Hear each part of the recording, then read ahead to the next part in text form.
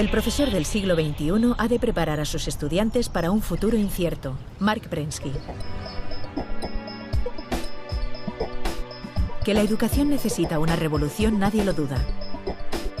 Las innovaciones que vivirá el mundo educativo acabarán desmontando todo el sistema que hoy en día forma a los ciudadanos en las escuelas e institutos.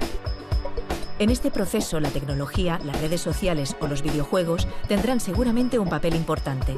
Serán herramientas valiosas para transmitir nuevas habilidades a los jóvenes, las que verdaderamente necesitan para llegar a la vida laboral y desenvolverse socialmente en entornos cambiantes.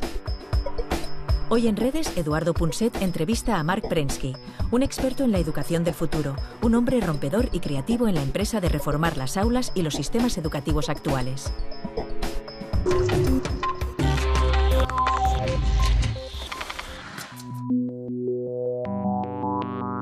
Los niños de hoy son distintos de lo que éramos los mayores de ahora, porque si somos distintos de lo que son los niños hoy, entonces no cabe ninguna duda de que hay que transformar, hay que cambiar el sistema educativo. Un sistema educativo no puede estar calcado para confabular o reproducir el pasado, sino que tiene que ser un sistema que permita a los niños del futuro conseguir el trabajo que buscan y que ahora no encuentran. Una de las cosas que veremos en este programa de redes es que para conseguir esto hace falta adquirir nuevas habilidades, nuevas competencias. Desde luego conocer los ordenadores y los videojuegos muchísimo mejor de lo que los conocíamos nosotros. Pero también aprender a trabajar en equipo, saber algo de lo que significa la invención o la innovación disruptiva y sobre todo, por supuesto, saber gestionar las emociones básicas y universales con las que venimos al mundo.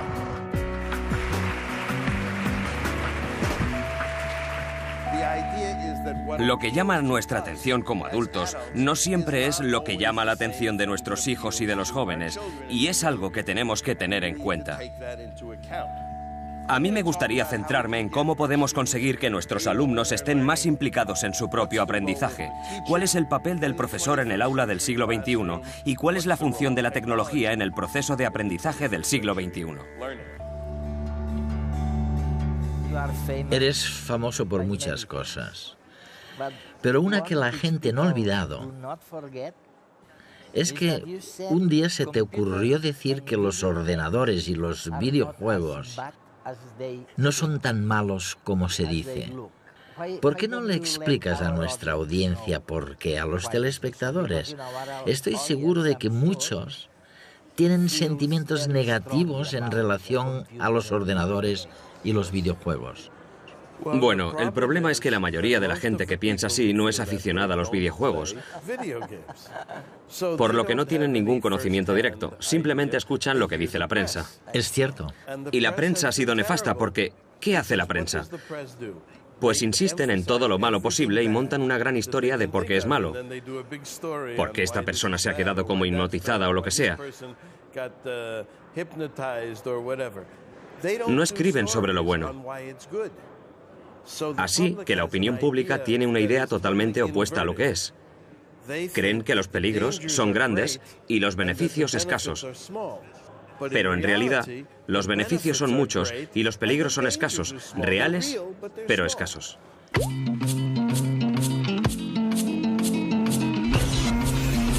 Los videojuegos son una forma de diversión que nos proporciona alegría y placer. Dan intensidad a nuestra vida, nos absorben y enredan porque nos implican apasionadamente. Los videojuegos son conflicto, competición, reto y oposición. Pero tienen reglas, lo que nos proporciona estructura y disciplina, y unos objetivos que nos dotan de motivación. De esta manera, sin darnos cuenta, nos presentan los resultados y las consecuencias de nuestros actos, ayudándonos a aprender sin aprender con la práctica y la repetición. La recompensa es poder pasar de nivel. Los videojuegos son interactivos. Con ellos hacemos algo, como correr, bailar, jugar al tenis o qué sé yo. Y también, a veces, nos enseñan a cooperar con los demás, que entran a formar parte de nuestro grupo social. Agudizan nuestra creatividad e ingenio, con pruebas a resolver y problemas de estrategia. Y cuando su historia nos toca la emoción, ello nos garantiza que no olvidemos lo aprendido. ¿Y cuáles son esos beneficios? Quiero decir, si reflexionamos un poco, ¿son mejores médicos ahora? ¿Mejores soldados? ¿Son mejores profesionales? Me refiero a los que han practicado videojuegos. Son todas esas cosas. Y lo interesante es que los que ahora tienen unos 30 o 40 años y que crecieron jugando con videojuegos, parece que son mejores médicos. Sobre todo aquellos médicos que operan por cirugía laparoscópica. Hay estudios de investigación que lo demuestran científicamente. Son mejores músicos, mejores constructores de montañas rusas, porque son literalmente constructores de montañas rusas, mejores hombres de negocios, mejores empresarios. Y la razón es que los videojuegos te enseñan a asumir riesgos. Aprendes a actuar a partir de un feedback. Aprendes a tomar buenas decisiones. Este tipo de cosas que luego transmitimos a todas nuestras profesiones. Los que juegan con ordenadores y videojuegos parecen como muy taciturnos, parecen reservados. Me pregunto si de alguna forma podemos aprender a conocerlos mejor. Dicho de otro modo, si podemos utilizar los ordenadores y los videojuegos para relacionarnos mejor con ellos. Es algo que durante mucho tiempo no hemos hecho. Creo que fue una oportunidad perdida. Siempre lo he pensado. Conseguir que los padres y sus hijos jugaran al mismo juego, cada uno con distintas habilidades adaptadas a su edad. Empezamos un poco con la Wii. Los de Nintendo sacaron la Wii y diseñaron deliberadamente un juego al que pudieran jugar juntos abuelos, padres e hijos. Y pienso que tienes toda la razón, es lo que debería pasar.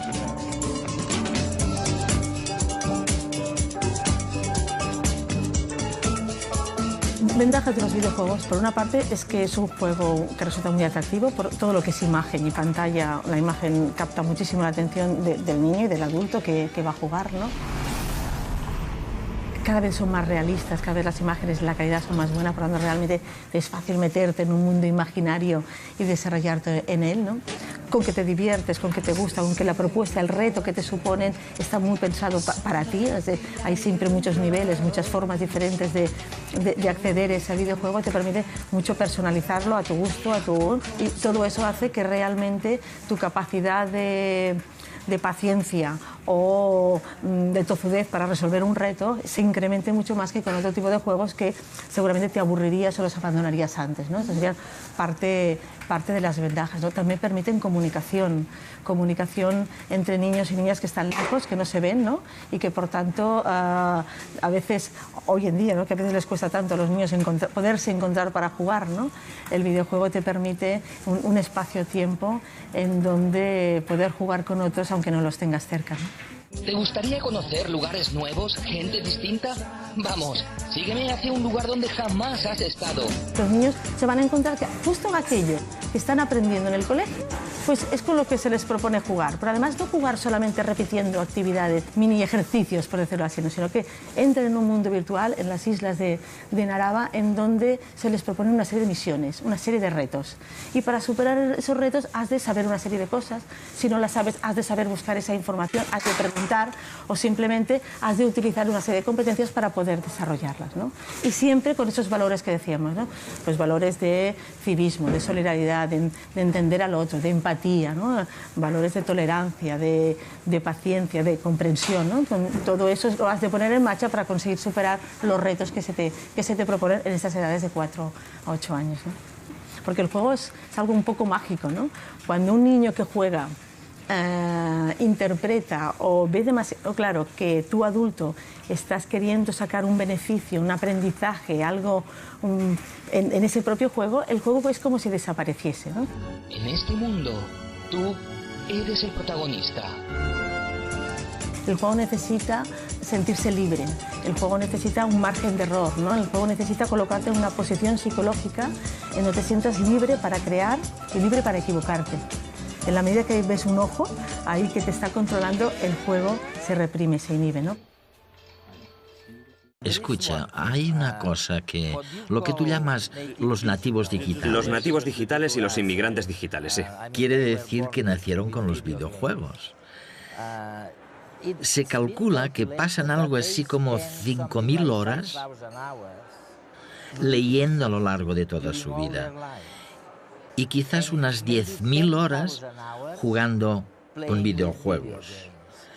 La cifra de nuestra generación indica algo totalmente distinto, ¿verdad?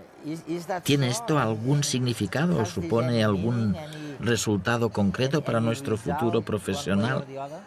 Bueno, yo he hecho esos cálculos que son aproximados, pero sí es cierto que las consecuencias son muchas, porque leer conlleva que haya una historia, una lógica. Mientras que los videojuegos nos hablan de interacción, respuestas rápidas, resolución de problemas. Es importante que todos los padres entiendan esto. Un videojuego no es más que un gran problema que cuesta 50 euros. Y a los chicos les gusta resolver esos problemas. Si lo pensamos bien, si se tratara de problemas que les plantearan en el colegio, los padres estarían encantados. Es posible que los niños inviertan meses o una hora en resolver el problema. Y cuando lo consiguen, deberíamos felicitarlos en lugar de decirles que dejen de jugar.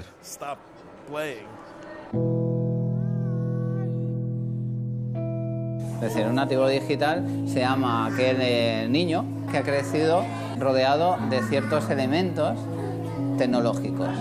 Puede ser en casa, equipos de audio, smartphones, ordenadores portátiles.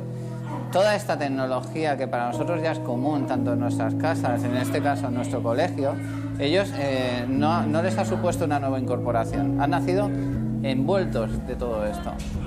Yo pongo siempre un ejemplo. Antes comprabas un aparato electrónico y lo primero que hacías era sacar el libro de instrucciones y leértelo.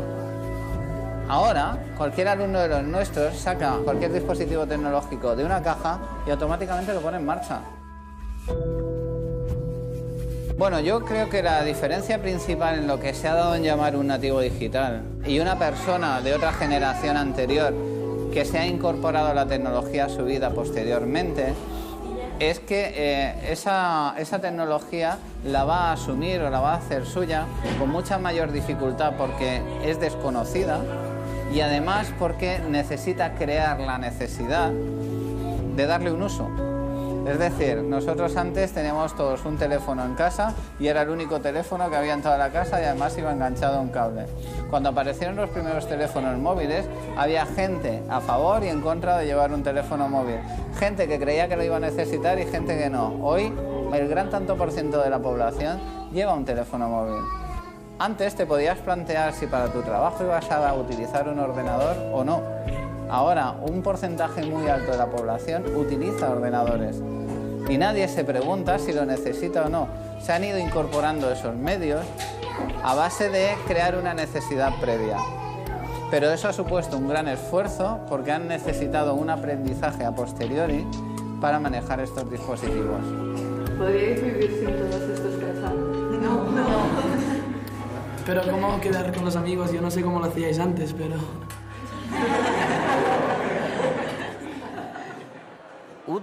Traduciría lo que estás diciendo correctamente si dijera que experiencias diversas comportan estructuras cerebrales diferentes y que la estructura cerebral de alguien que ha crecido con los videojuegos es diferente de la del que no lo ha hecho, que es distinta. Bueno, sin duda es verdad lo que dices, pero lo que todavía no sabemos es cómo y qué significa. Hasta la fecha, nuestros conocimientos sobre el cerebro son todavía muy escasos en ese campo. Lo que sí sabemos es que, independientemente de cuáles sean, las experiencias que vivimos influyen en nuestro cerebro. Así como los músicos tienen cerebelos de mayor tamaño, si repetimos algo una y otra vez, esta repetición influirá en nuestra capacidad de hacerlo. Los aficionados a los videojuegos suelen tener mejor visión periférica, muestran una mayor concentración visual, quizás tengan mayores habilidades para la resolución de problemas, no lo sabemos. Es fantástico, ¿no?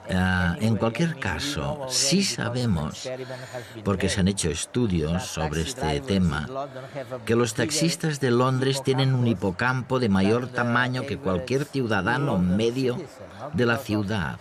Y debido justamente a Tienen este que aprenderse esfuerzo, todo eso, sí. tienen que aprenderlo de memoria. Hay otra cosa que preocupa mucho a la gente, ¿sabes? Tienden a decir, bueno, los nativos digitales tienen tantas pantallas, la pantalla del vídeo, la del teléfono, la del ordenador, que son incapaces de mantener la atención. No saben concentrarse en un problema único. ¿Qué opinas de esta opinión? ¿Es verdadera? ¿Es errónea? ¿Por qué pasa? No creo. Pienso que se pueden dar distintas respuestas a esta pregunta.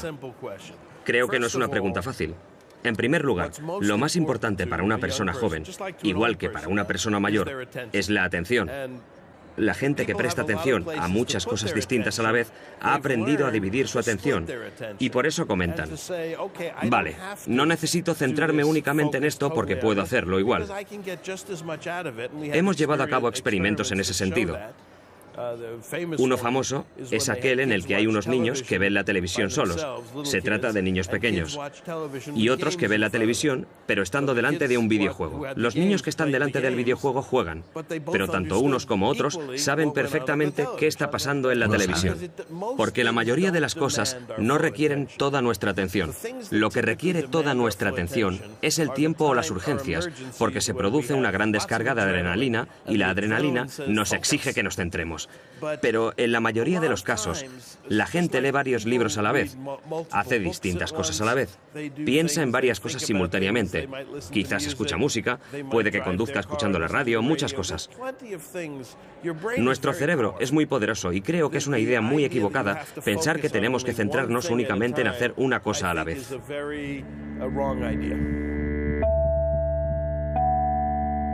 En una clase tradicional, las clases eran como mucho más uniformes, mucho más dirigidas y mucho más pautadas desde el comienzo del día hasta el final del día. La incorporación de la tecnología lo que ha permitido ha sido una atención a la diversidad enorme en el aprendizaje dentro del aula.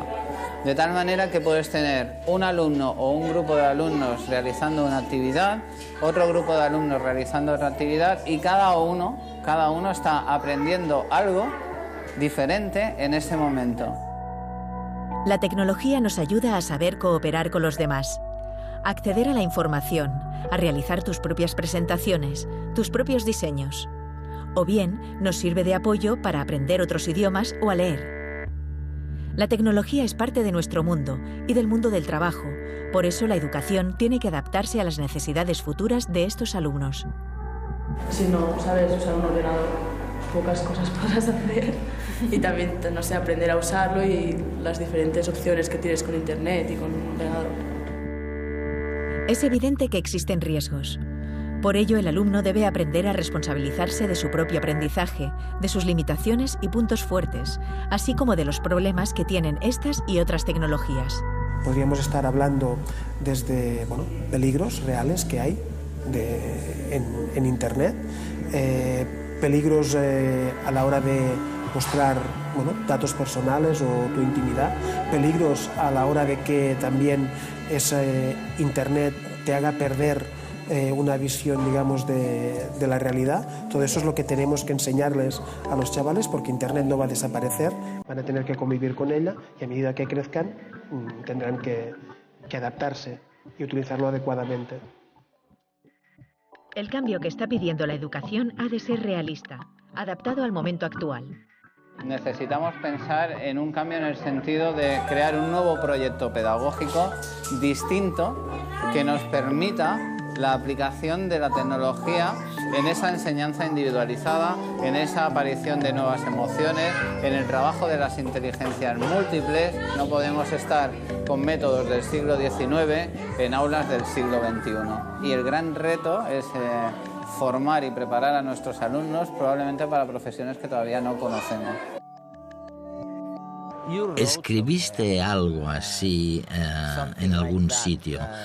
Hablabas de un estudiante que no prestaba atención y tú dijiste que no era un problema de déficit de atención, sino simplemente que el estudiante no escuchaba. Sí. ¿Qué querías decir exactamente? Quiero decir que no es que los niños no puedan prestar atención. La gente se equivoca cuando los culpa de no ser capaces de estar atentos durante un buen rato. Lo que pasa es que los niños deciden no prestar atención.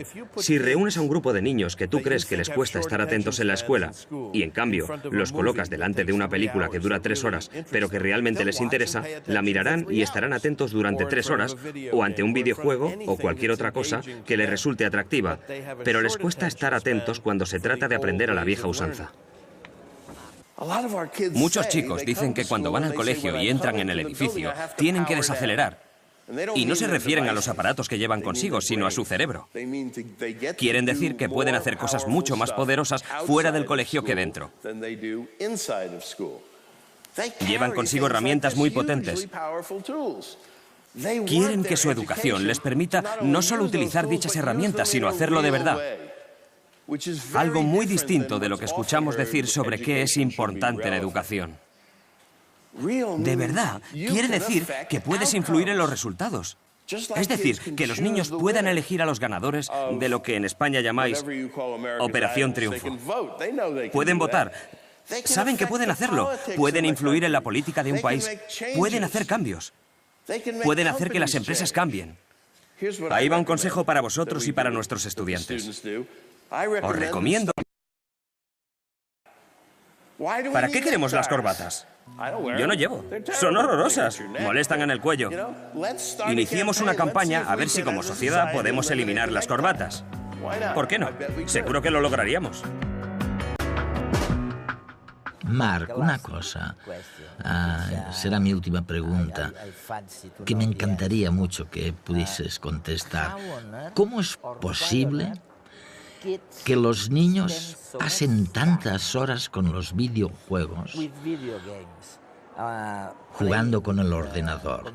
¿Es porque obtienen algo a cambio?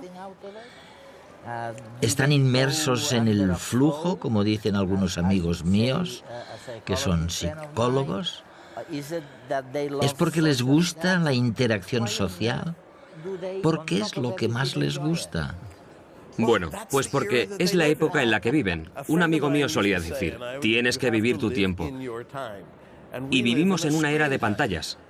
Hoy en día, muchas de las cosas que les interesan suceden en pantallas, grandes o pequeñas, lo que sea. No siempre va a ser así.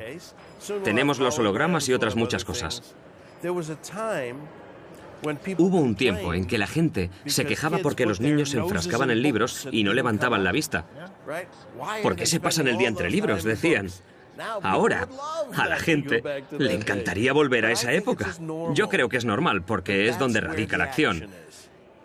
Es ahí donde están sucediendo las cosas interesantes. En nuestros días, ocurren en pantallas de todos los tamaños. Por eso pienso que es normal que los niños miren a su alrededor y vean qué hay de interesante. Soy un niño, soy nuevo en este mundo. ¿Qué hay de interesante ahí? Ah, mira. Aquella pantalla, ¿no? Los bebés lo saben porque es ahí donde focalizan su atención. Así son las cosas y me parece sumamente interesante.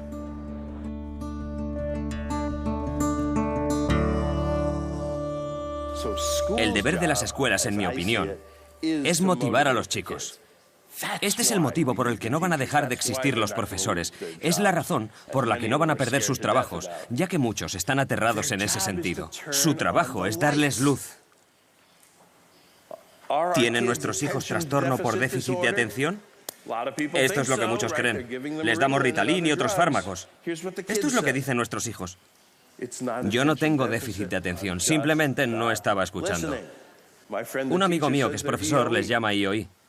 Interésame o irrítame. Pero no despertamos su interés, los irritamos. Se suben por las paredes, hacen comedia. Pensamos que algo va mal, pero lo único que va mal es que no hemos despertado su interés. ¿Y cómo lo hacemos? ¿Cómo encendemos las luces para estos chicos? Yo creo que la mejor forma es con aquello que les apasiona. Y creo que así toda esa mala prensa en torno a nuestros chicos la vamos a ver con otros ojos. Voy a darles una metáfora nueva. Digamos que nuestros chicos son cohetes espaciales. ¿Qué quiere decir? Pues que van rápido, que se lanzan de cabeza a lugares desconocidos, que son muy volátiles, que son difíciles de controlar con precisión como los cohetes de verdad. Necesitan ser programados adecuadamente, necesitan combustible adecuado y buenos pilotos y quizás requieran algunas correcciones a medio camino como los cohetes de verdad. Pero tienen un retorno potencial enorme. Todos los chicos lo tienen y es lo que tenemos que descubrir. Lo que más me gusta de esta metáfora es que si los estudiantes son cohetes espaciales, ¿en qué se convierten los educadores? ¿En especialistas en cohetes? Así que la próxima vez que alguien les diga que la educación no es una ciencia espacial, tenéis que contestarle que sí, que es más difícil, porque los cohetes obedecen a las leyes de la física, pero a veces no sabemos a qué leyes obedecen nuestros hijos. Todos sabemos que las herramientas están cambiando en el siglo XXI. ¿Y saben qué, amigos? Los profesores son una herramienta. Somos una herramienta para educar a nuestros hijos. No tenemos por qué ser una muy buena, ya que somos humanos, somos los mejores, pero sí tenemos que ser herramientas del siglo XXI. Nuestra función está cambiando porque no solo tenemos que prepararlos para los exámenes, sino que tenemos que prepararlos para el futuro desconocido. No solo tenemos que preparar a nuestros chicos para que se gradúen y vayan a la universidad, tenemos que ayudarles a descubrir sus pasiones. Eso es lo que tenemos que hacer. No solo tenemos que ayudarles a leer, escribir y vivir en nuestro mundo, sino que también tenemos que ayudarles a vivir en el mundo futuro, donde la mayoría de la información no se transmitirá por escrito. Así que tenemos que pasar de ser el profesor, el controlador, el director del aula, a ser el entrenador, el guía y el compañero.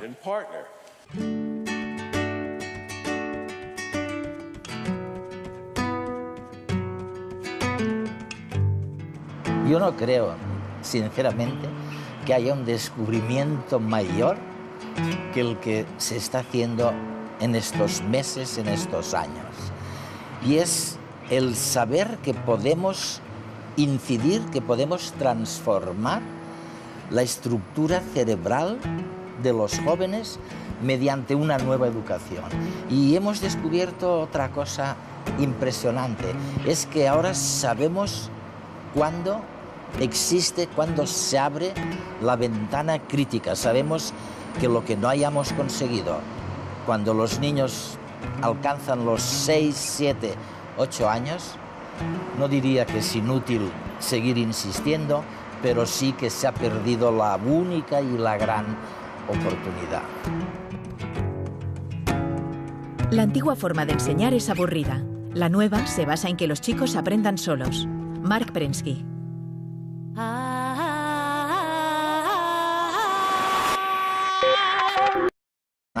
Saber gestionar las emociones básicas y universales con las que venimos al mundo.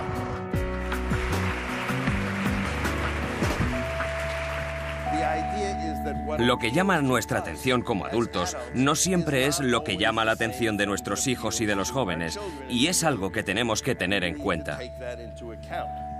A mí me gustaría centrarme en cómo podemos conseguir que nuestros alumnos estén más implicados en su propio aprendizaje, cuál es el papel del profesor en el aula del siglo XXI y cuál es la función de la tecnología en el proceso de aprendizaje del siglo XXI.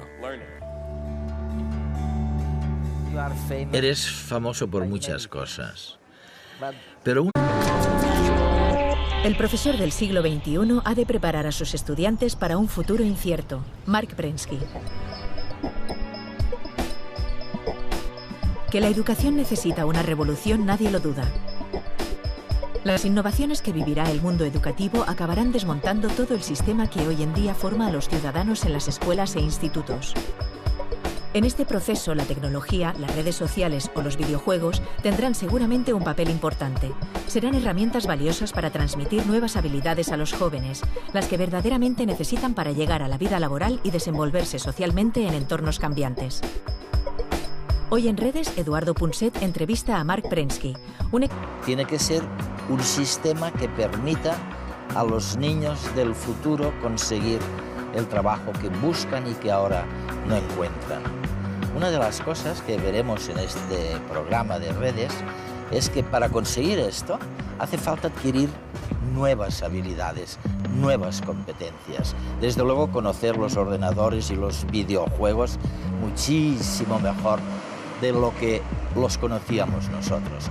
Pero también aprender a trabajar en equipo, saber algo de lo que significa la invención o la innovación disruptiva y sobre todo, por supuesto, gestión. Experto en la educación del futuro, un hombre rompedor y creativo en la empresa de reformar las aulas y los sistemas educativos actuales.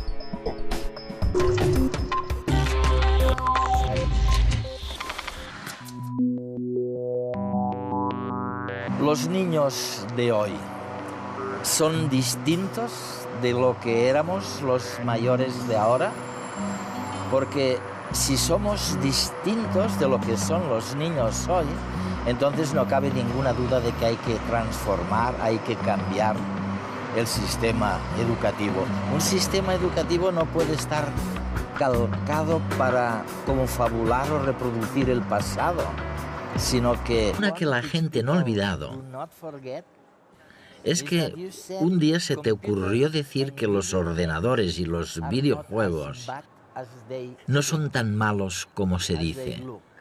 ¿Por qué no le explicas a nuestra audiencia por qué, a los telespectadores? Estoy seguro de que muchos tienen sentimientos negativos en relación a los ordenadores y los videojuegos. Bueno, el problema es que la mayoría de la gente que piensa así no es aficionada a los videojuegos, por lo que no tienen ningún conocimiento directo, simplemente escuchan lo que dice la prensa. Es cierto. Y la prensa ha sido nefasta porque, ¿qué hace la prensa? Pues insisten